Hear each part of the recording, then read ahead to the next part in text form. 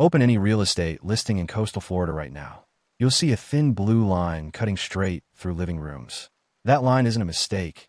It's the new projected coastline. And Florida isn't alone. 3 U.S. states aren't at risk. They're already disappearing. Not in 2100. Inside your lifetime. And the most shocking part, it won't happen the way disaster movies show you. No wall of water. No single storm. Instead, entire neighborhoods vanish the way a sandcastle dissolves as the waterline creeps closer until it's gone. But here's the twist almost no map shows you. States don't disappear when they flood. They disappear when people leave. Which raises the real question. Which parts of the U.S. map disappear within your lifetime? And why do people stay even as the land vanishes? Now pause for 1 second. How far is your home from the nearest coast? 5 miles? 50?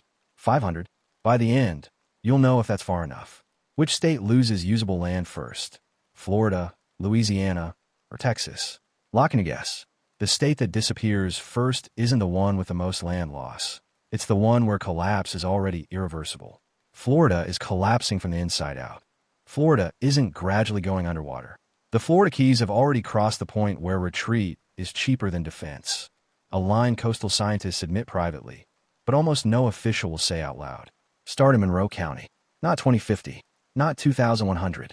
Right now, streets that flooded 3 times a year in the early 2000s now flood 30 to 70 times annually. This is invisible collapse. Infrastructure that technically still exists, but only functions between tides. Before I show you the year Monroe County quietly realized it couldn't win this fight, you guess. When did engineers first calculate that maintaining the road system would become financially impossible? A. 2035. B. 2045.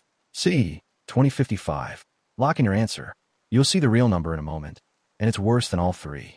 Now zoom out. The Keys sit on porous limestone, a geological sponge. Water doesn't just rise over the land, it rises through it. You can build a seawall, but you can't build a bottom wall. When the ocean is pushing upward from the ground itself, there is no engineering solution, only time. Now the reveal. The year Monroe County realized the math had collapsed? 2020. Not decades away, already in the past. Raising a single mile of road could cost up to $10 million.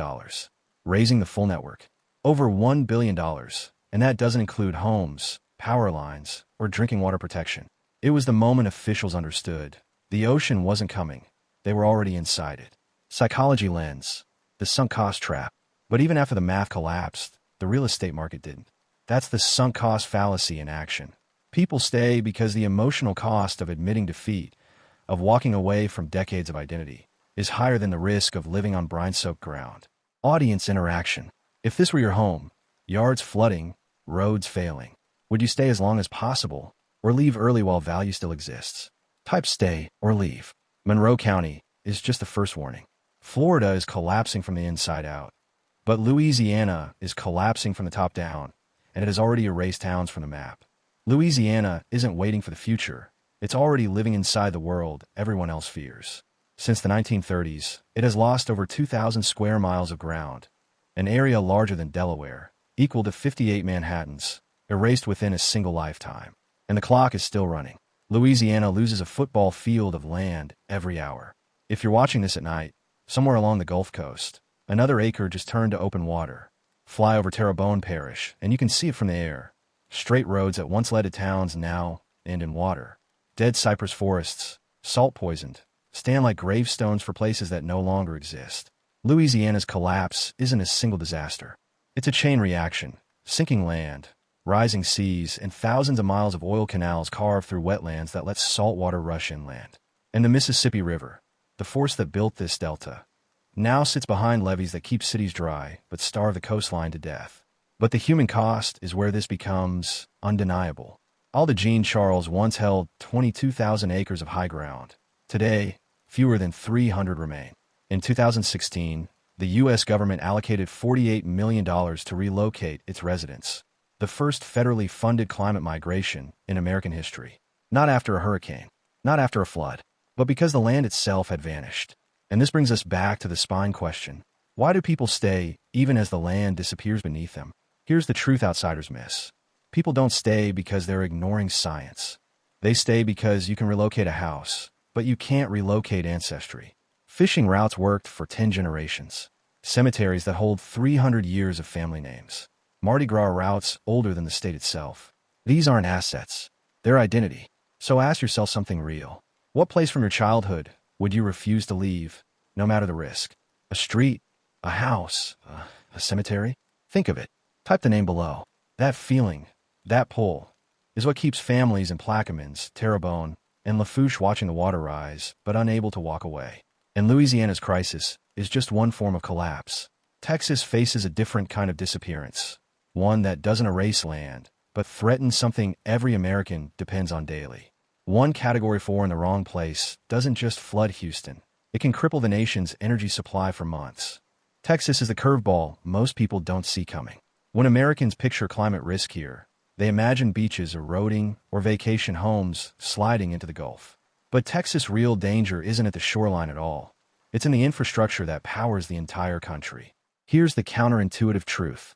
Texas can lose critical systems long before it loses land. And that makes its crisis far larger than a coastal story. Start with Houston, the energy capital of the U.S. The refineries, petrochemical plants, and pipelines that supply 1/3 of America's fuel sit inside a zone already vulnerable to rising water. Not from the ocean overtaking them, but from storms hitting the wrong place at the wrong angle. So imagine this. A Category 4 hurricane moves up the Houston Ship Channel. Not a direct hit, just close enough. It pushes a surge into industrial corridors designed decades before anyone imagined the Gulf this warm. You don't need explosions. You don't need a refinery to collapse. All it takes is electrical flooding, a few feet deep, to shut down America's energy backbone. And when those systems go offline, the shockwaves ripple far beyond Texas. Gas prices spike nationwide within 48 hours. Air travel snarls. Supply chains seize. And states thousands of miles away feel a disaster they've never seen. But there's a second problem, one people almost never talk about. While storms threaten the coast, inland Texas is running out of fresh water. Not some distant future scenario. Aquifers that support booming cities are dropping fast. The state isn't losing coastline. It's losing the resources that make inland growth possible. So here's your moment of truth. If Texas proposed massive infrastructure hardening funded by National Climate Fee, would you support it? Yes or no? Your answer says more about how you view climate risk than any political identity. 3 states. 3 completely different failure mechanisms. Florida's water pushing in from below. Louisiana's land dissolving from the edges. Texas systems collapsing before the land ever does.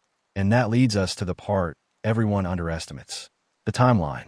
Because when you look at the countdown map, you realize these collapses don't happen all at once. They unfold in waves.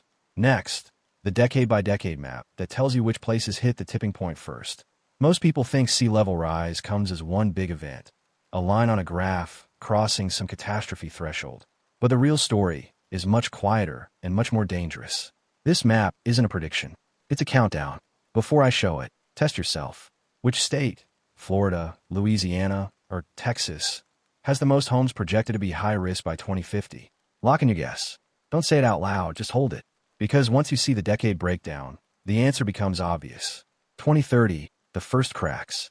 By 2030, neighborhoods across southern Florida hit insurance trigger status. Not because they're underwater, but because saltwater intrusion reaches wells and foundations. Meanwhile, Louisiana's coastline crosses a cultural threshold.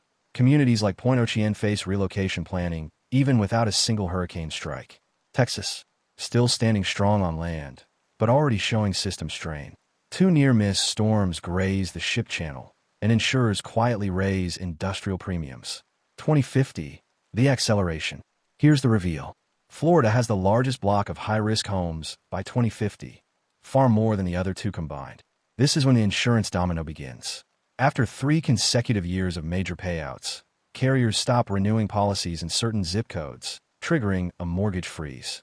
It's not water pushing families out. It's the financial system. 2070, the middle collapse. Louisiana hits its breaking point. Large portions of Plaquemines Parish shift from residential to uninhabitable on federal maps. Inland migration accelerates. And Texas enters its second crisis. Freshwater depletion forces cities to restrict growth for the first time. 2100, the hard line. Florida's southern tip shows widespread chronic flooding. Louisiana's delta retreats so far north that maps drawn today would be unrecognizable. And Texas, though still above water, struggles with a population boom it cannot supply. Here's the spine question again, reframed. If disappearance isn't a single moment, but a decades-long slide, how early would someone need to warn you for it to matter? So tell me this. Which city should I put under the microscope next? Yours included. Name in the comments. The more people ask, the more accurate the future becomes. Because if this map shows where people leave, the next one shows where they're going. Next, the Great American Inland Shift. If the timeline map shows where Americans leave, the reverse map shows something even more revealing. Where they're forced to go next. Because population movement in the U.S. isn't going to look like a dramatic evacuation. It's going to look like millions of tiny decisions that all point in the same direction. And that direction is inland. Not randomly, but toward a handful of zones that share three traits: stable aquifers, rising job density, and insurance companies that haven't fled yet. You can already see the outlines of the future country forming.